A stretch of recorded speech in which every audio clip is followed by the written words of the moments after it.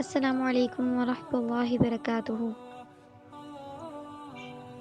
الحمد للہ الذی ہدانا لہذا۔ تمام تعریفیں اس رب کے لیے ہیں جس نے ہمیں اس چیز کی طرف ہدایت دی، ہمیں مسلمان پیدا کیا اور ہمیں الحمدللہ قرآن کا علم دیا۔ آج ہم جس کورس کا آغاز کرنے جا رہے ہیں وہ ہے نماز استخارہ۔ نماز استخارہ کا کیا طریقہ؟ نماز استخارہ ہم کیوں پڑھتے ہیں اور کیوں پڑھنا چاہیے، اور نماز استخارہ میں پڑھنے کی جو دعا ہے اس کو ہم الحمدللہ انشاءاللہ اگلے اسباق میں یاد کرنے کی کوشش کریں گے۔ آج جو ہمارا ٹاپک ہے وہ نماز استخارہ کے بارے میں مختصر سا تعارف ہے۔ ہمیں نماز استخارہ کیوں ادا کرنی چاہیے، نماز استخارہ ادا کرنے کا کیا طریقہ ہے، اور کیا یہ نبی صلی اللہ علیہ وسلم کی سنت سے ثابت ہے یا نہیں۔ استخارہ کا مطلب یہ ہوتا ہے کہ کسی کام میں خیر اور بھلائی کی طلب کرنا، یعنی روزمرہ کی زندگی میں پیش آنے والے اپنے ہر جائز کام میں اللہ تعالیٰ کی طرف رجوع کرنا اور اللہ سے ہر کام میں خیر، بھلائی اور رہنمائی طلب کرنا۔ استخارے کے عمل کو یہ سمجھنا کہ اس سے کوئی خبر مل جاتی ہے تو یہ بہت بڑی غلط فہمی ہے، جس کی وجہ سے کئی غلط فہمیوں میں جنم لیا ہے۔ استخارہ ایک مسنون عمل ہے جس کا طریقہ اور دعا نبی کریم صلی اللہ علیہ وسلم سے احادیث میں منقول ہے اور احادیث سے ثابت ہے۔ یہ حضور صلی اللہ علیہ وسلم صحابہ کرام کو بھی ہر کام سے پہلے اس کا تعلیم دیا کرتے تھے، اس کی تعلیم دیا کرتے تھے۔ حدیث کے الفاظ پر غور فرمائیں تو یہ پتہ چلتا ہے کہ حضرت جابر بن عبداللہ رضی اللہ تعالیٰ عنہ فرماتے ہیں کہ اذا ہم احدکم بالامر فلیرکع رکعتین من غیر فریضہ۔ اذا ہم احدکم، جب بھی تم میں سے کوئی بالامر کسی کام کا ارادہ کرے، فلیرکع رکعتین، تو وہ 2 رکعتیں ادا کرے، من غیر الفریضہ، یعنی فرض کے علاوہ وہ 2 نفل 2 رکعت ادا کرے۔ اس کے علاوہ جابر بن عبداللہ رضی اللہ تعالیٰ عنہ سے وہ فرماتے ہیں کہ ان سے روایت ملتی ہے، وہ فرماتے ہیں نبی صلی اللہ علیہ وسلم نے فرمایا، نبی صلی اللہ علیہ وسلم جو ہے وہ اس حدیث سے ہم اہمیت کا اندازہ لگا سکتے ہیں کہ نبی صلی اللہ علیہ وسلم صحابہ کرام کو تمام کاموں میں استخارہ کی اتنی اہمیت، اتنی تعلیم دیا کرتے تھے کہ جیسے قرآن کریم کی کسی سورت کی تعلیم دیا کرتے تھے، اور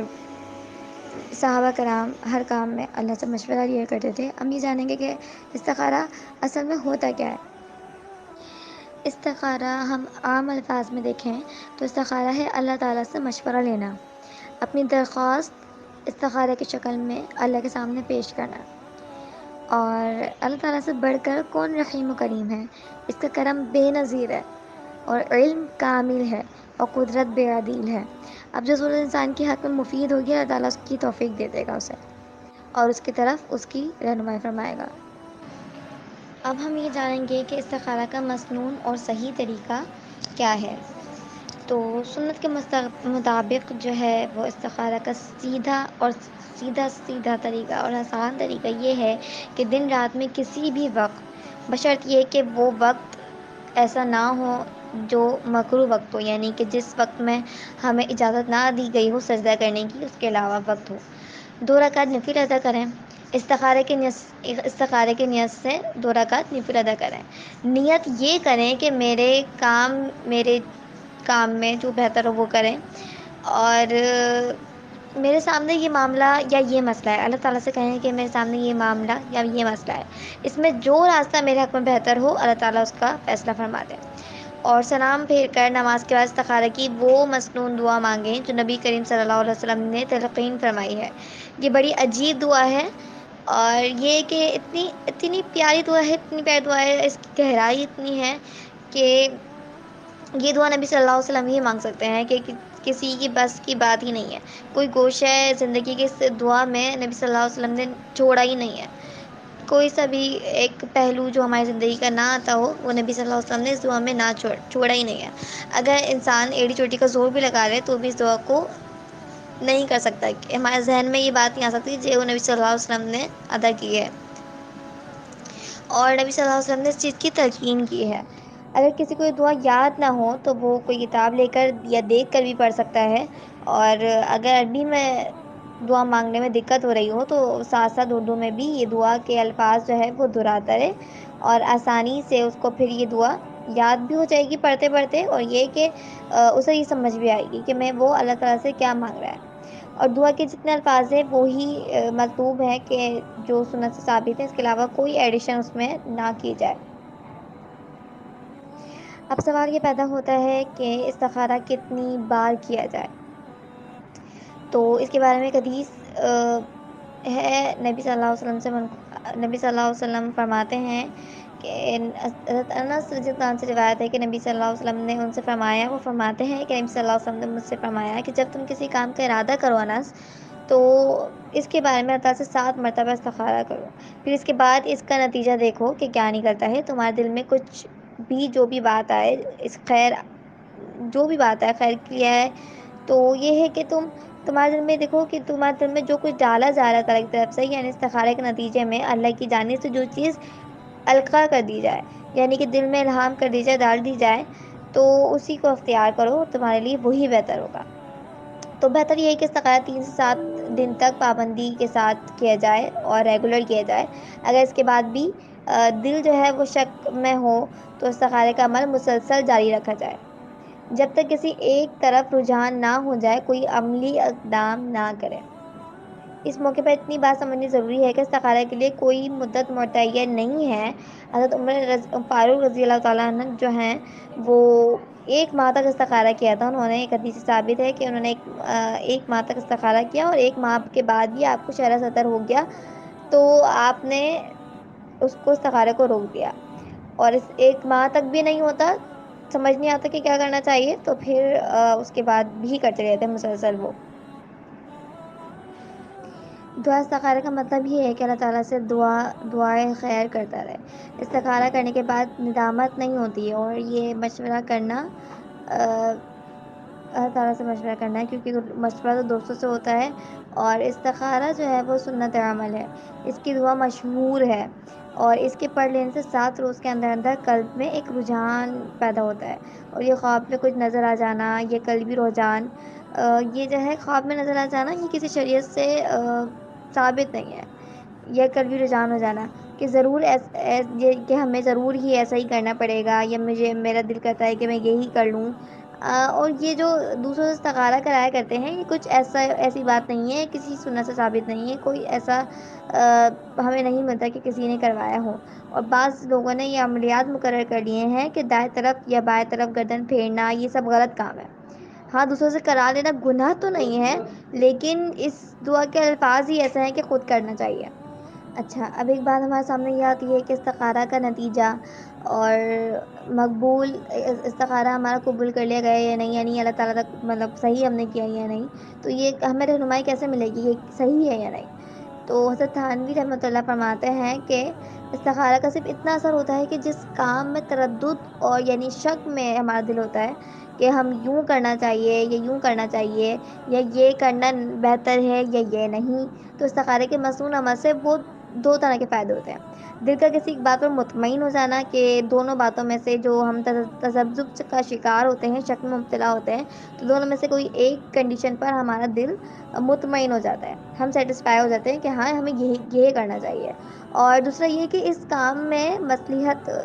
جو بھی ہوتا ہے کہ ہمارے اسباب میسر ہونا شروع ہو جاتے ہیں، ہمارے لیے آسانیاں پیدا ہونا شروع ہو جاتی ہیں، جو راستہ ہمارے لیے بہتر ہوتا ہے۔ اور جو لوگوں نے منقول کر دیا یہاں پر کہ خواب میں آنا ضروری ہے، ایسا کچھ ثابت نہیں ہے۔ اور اس طرح بعض حضرات کا کہنا یہ ہے کہ استخارہ کرنے کے بعد خود انسان کے جو دل ہے اس کا رجحان ایک طرف ہو جاتا ہے، بس جس طرف رجحان ہو جائے وہ کام کر لیں۔ اور بکثرت رجحان ایسا ہوتا ہے کہ ایک طرف ہو جاتا ہے رجحان، لیکن بالفرض اگر کسی ایک طرف رجحان نہ بھی ہو، بلکہ دل میں جو ہے وہ ایک کشمکش موجود ہو، تو بھی استخارہ کا مقصد حاصل ہو جاتا ہے۔ اس لیے کہ بندے کے استخارہ کرنے کے بعد اللہ تعالیٰ وہی کرتے ہیں جو اس کے حق میں بہتر ہوتا ہے۔ اس کے بعد حالات ایسے ہو جاتے ہیں کہ پھر وہی ہوتا ہے جس میں بندے کے لیے خیر ہوتی ہے، اور اس کو پہلے سے معلوم بھی نہیں ہوتا۔ بعض اوقات انسان اس راستے کو بہت اچھا سمجھ رہا ہوتا ہے کہ اچانک پھر اس میں رکاوٹیں پیدا ہو جاتی ہیں، اور اللہ تعالیٰ اس کو اپنے اس بندے سے پھیر دیتا ہے۔ لہٰذا اللہ تعالیٰ استخارہ کے بعد اسباب ایسے پیدا فرماتے ہیں کہ پھر وہی ہوتا ہے جس میں بندے کے لیے خیر ہوتی ہے۔ اب خیر کس میں ہے انسان کو پتہ نہیں ہوتا، لیکن اللہ تعالیٰ فیصلہ فرما دیتا ہے، اور وہی فیصلہ فرماتے ہیں جو ہمارے لیے بہتر ہوتا ہے۔ بس استخارے کی حقیقت جو ہے وہ اتنی سی ہے کہ 2 رکعت نفل پڑھ کر دعا مانگ لی جائے، پھر آگے جو ہوگا اس میں خیر ہوگی۔ کام ہو گیا تو خیر، اور نہیں ہوا تو بھی خیر۔ دل جس طرف متوجہ ہو جائے اور جس کے اسباب پیدا ہو رہے ہیں یقین کر لیں کہ یہی میرے لیے بہتر ہے۔ اور اگر اس دل کی توجہ ہٹ گئی ہے، یا اسباب پیدا نہیں ہو پا رہے ہیں، یا اسباب موجود تھے مگر استخارے کے بعد ختم ہو گئے ہیں، کام نہیں ہو پا رہا، تو اطمینان رکھیں کہ اللہ پر یقین رکھیں کہ اس میں میرے لیے بہتری ہوگی کوئی نہ کوئی۔ اپنی طبیعت بہت چاہتی ہے کہ ہم نے جو سوچا ہے وہی کام ہو، مگر اللہ تعالیٰ ہمارے نفع و نقصان کو ہم سے بہتر جانتا ہے۔ اسی طرح سوچنے سے ان شاء اللہ تعالیٰ اطمینان ہو جائے گا کہ اللہ تعالیٰ نے ہمارے لیے بہتر لکھا ہے۔ اگر دل کا رجحان کسی جانب نہ بھی ہو تو صرف اسباب کے پیش نظر جو فیصلہ بھی کر لیا جائے اس میں خیر ہوگی۔ خدا نہ خواستہ اگر استخارے کے بعد کوئی نقصان بھی ہو جائے تو یہ عقیدہ رکھیں کہ استخارے کی برکت سے اللہ تعالیٰ نے چھوٹے نقصان کے ذریعے کسی بڑے نقصان سے بچا لیا ہے۔ اور استخارے کی دعا میں دین کا ذکر پہلے ہے اور دنیا کا بعد میں۔ جب انشاءاللہ ہم پڑھیں گے آگے تو ہمیں جانیں گے کہ دین کا پہلے ہے اور دنیا کا بعد میں، اس لیے کہ مسلمان کا اصل مقصد دین ہے۔ دنیا تو در حقیقت انسان کے دین کے تابع ہوتی ہے دنیا تو۔ اچھا سوال یہاں پیدا ہوتا ہے کہ استخارے کے باوجود اگر نقصان ہو گیا تو کیا کیا جائے؟ تو استخارے کے باوجود اگر ہمارے ساتھ نقصان ایسا ہو جائے تو یہ ہے کہ بعض اوقات انسان اللہ تعالیٰ سے استخارہ کرتا ہے کہ جس کام میں میرے لیے خیر ہو وہ کام ہو جائے، تو اللہ تعالیٰ اس کے لیے وہ کام اختیار فرما دیتے ہیں جو اس کے حق میں بہتر ہوتا ہے، لیکن ظاہری اعتبار سے وہ کام اس بندے کی سمجھ میں نہیں آتا، تو بندہ اپنے پروردگار سے ناراض ہو جاتا ہے کہ میں نے تو اللہ تعالیٰ سے یہی کہا تھا اور میرے لیے یہ اچھا کام تھا، میں نے نا اللہ تعالیٰ سے کہا تھا کہ اس کام میں میرے لیے بہتر ہو جائے، لیکن جو کام ملا وہ تو مجھے اچھا نظر نہیں آ رہا۔ جو آج لوگ سوچتے ہیں نا کہ مجھے دیکھو میرے لیے یہ اسباب بن گئے ہیں، میرے لیے یہاں کی مشکل، یہاں کی میں نے یہاں پر کچھ کام کرنے کا سوچا تھا اور یہ بالکل اسباب ختم ہو گئے یہاں سے، تو یہ سب کچھ میرے لیے بہتر نہیں ہو رہا، یہ سوچتا ہے۔ لیکن اس میں ہمیں ایک بات پہ عقیدہ رکھنا چاہیے، وہ ضروری یہ ہے کہ ہمارے لیے اللہ تعالیٰ نے جو بھی لکھا ہے وہ اس کے لیے بہتر ہوتا ہے، خیر ہوتی ہے، اور اس میں میرے لیے یہ سوچیں کہ اس میں میرے لیے تکلیف اور پریشانی ہے، لیکن کچھ ایسی بات جب انجام سامنے آئے گا تب اس کو پتہ چلے گا کہ حقیقت میں اللہ تعالیٰ نے میرے لیے جو فیصلہ کیا تھا وہی میرے حق میں بہتر تھا۔ اس وقت اس کو پتہ نہیں تھا کہ، اور یہ جو سمجھ رہا تھا کہ میرے ساتھ زیادتی اور ظلم ہوا ہے، اور اصل بات یہ ہے کہ اللہ تعالیٰ کے فیصلے کا صحیح ہونا بعض اوقات دنیا میں ظاہر ہو جاتا ہے اور بعض اوقات آخرت میں ظاہر ہوگا۔ اب جب وہ کام ہو گیا تو ظاہر اعتبار سے بعض اوقات ایسا لگتا ہے کہ جو کام ہوا ہے وہ اچھا نظر نہیں آ رہا، دل کے مطابق نہیں ہے، تو اب بندہ تعالیٰ شکوہ کرنے لگتا ہے کہ یا اللہ میں نے آپ سے استخارہ کیا تھا مگر کام وہ ہو گیا جو میری مرضی کے خلاف ہے اور جو ہے میری طبیعت کے خلاف ہے، تو بظاہر یہ کام اچھا معلوم نہیں ہو رہا ہوتا، لیکن اس پر اللہ تعالیٰ حضرت عبداللہ بن عمر فرماتے ہیں کہ حضرت عبداللہ نے کسی سے پوچھا کہ میرے لیے کوئی کام اگر میرے لیے مجھے ایسا لگ رہا ہے کہ میرے لیے کام بہتر نہیں ہو رہا تو مجھے کیا کرنا چاہیے؟ انہوں نے کہا کہ تو اپنا جو عقل ہے نا، آپ کو جو عقل دی گئی ہے عطائی دی گئی ہے، تو وہ اس چھوٹی سی محدود عقل سے تم سوچ رہے ہو، تو یہ کام تیرے حق میں بہتر نہیں ہوا، لیکن جس کے علم میں ساری کائنات ہے یعنی وہ اللہ، جس کے علم میں سارا نظام ہے، وہ جانتا ہے کہ تیرے حق میں کیا بہتر ہے اور کیا بہتر نہیں ہے، اس لیے وہ کیا جو تیرے حق میں بہتر تھا، اور بعض اوقات دنیا میں تجھے پتہ چل جائے گا کہ تیرے حق میں کیا بہتر تھا، اب بعض اوقات دنیا میں نہیں پتہ چلتا، بعض اوقات کوئی زندگی بھی پتہ نہیں چل پاتا، جب آخرت میں ہم پہنچیں گے تو انشاءاللہ تعالیٰ وہاں ہمیں پتہ چلے گا کہ ہمارے لیے واقعی ہمارے لیے بہتر تھا۔ اور اس کی مثال آپ یوں سمجھیں جیسے ایک بچہ ہے اور جو اس کے ماں باپ کے سامنے جو ہے نا وہ مچل رہا ہے کہ فلاں چیز کھاؤں گا، اور ماں باپ جانتے ہیں کہ اس وقت یہ چیز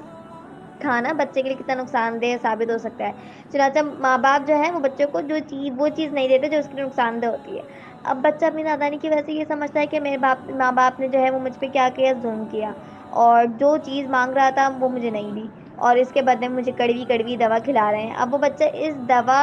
کو اپنے حق میں خیر نہیں سمجھ رہا ہوتا، لیکن بڑا ہونے کے بعد جب اللہ تعالیٰ اس بچے کو عقل اور فہم عطا کریں گے تو اس کو سمجھ آ جائے گی کہ اس وقت اس کو پتہ چلے گا کہ میں تو اپنے لیے موت مانگ رہا تھا، لیکن میرے ماں باپ میرے لیے زندگی اور صحت کا راستہ تلاش کر رہے تھے۔ تو یہی مسئلہ ہے، اللہ تعالیٰ تو اپنے بندوں پر ماں باپ سے بھی زیادہ مہربان ہے نا، تو اس لیے اللہ تعالیٰ وہ راستہ اختیار فرماتے ہیں جو انجام کار کے لیے کے اعتبار سے بندے کے لیے بہتر ہوتا ہے۔ اب بعض اوقات اس کا بہتر ہونا دنیا میں پتہ چل جاتا ہے، اور بعض اوقات جو ہے وہ دنیا میں نہیں پتہ چلتا، وہ آخرت میں پتہ چلے گا۔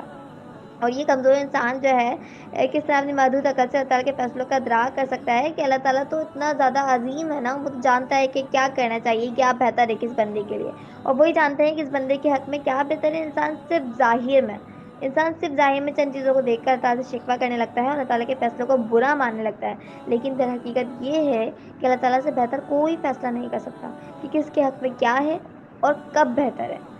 اسی وجہ سے اس حدیث میں حضرت عبداللہ بن عمر رضی اللہ عنہ فرما رہے ہیں کہ جب تم کسی کام کا استخارہ کر چکو تو اس کے بعد اس پر مطمئن ہو جاؤ، تو اب اللہ تعالیٰ پر اللہ تعالیٰ جو بھی تمہارے لیے فیصلہ کریں تو وہ خیر کا ہی فیصلہ فرمائیں گے، چاہے وہ فیصلہ تمہارے